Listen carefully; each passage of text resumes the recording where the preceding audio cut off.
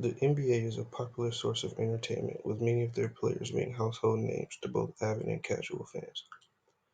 With that, I thought it would be interesting to research the game, more specifically looking at interactions between the officials and players. So my presentation is about star treatment in the NBA. The National Basketball Association is where many of the greatest basketball players in the world play basketball. As I previously said, the NBA serves as a source of entertainment, but along with this, the NBA is a business. The main goal of a business is to make profit. The NBA does this with jersey sales, ticket sales, TV ratings, other merchandise, and sponsorships. On top of this, there are players who are more popular than others.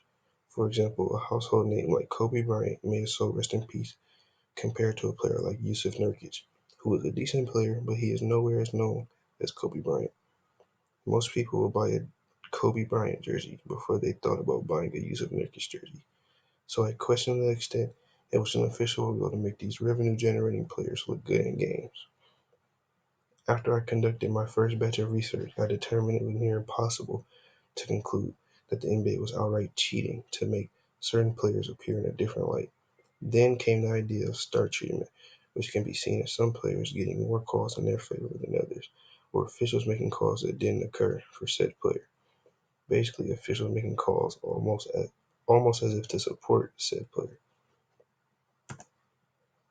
These ideas birthed my question: what is the current prevalence of star treatment in the NBA, and what factors may play a role in its existence and impact?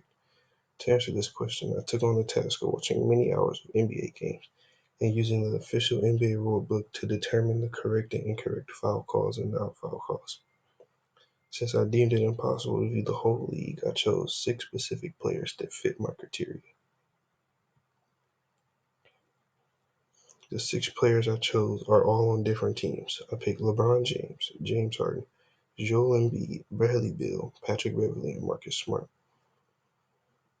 My thinking for these players was to choose 3 superstar caliber players on good teams, 2 above-average players on good teams, and 1 superstar caliber player that plays for a bad team.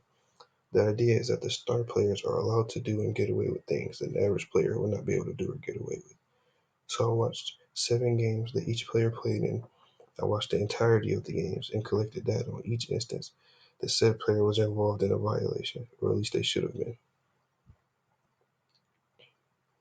This is a graph of my collected information. The blue represents the number of good foul calls that the player was involved in, meaning they did wrong and it was properly called. The red represents the number of bad foul calls the player was involved in, meaning something was called and no call should have been given, or the call should have been made against the player being analyzed and it was made in their favor instead. And the yellow represents the times no call was given and a foul or violation should have been issued.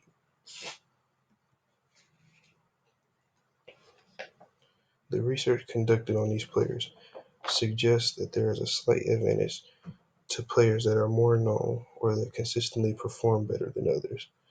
So in theory, the results gathered support the idea that there may be some foul play involved in the NBA's officiating.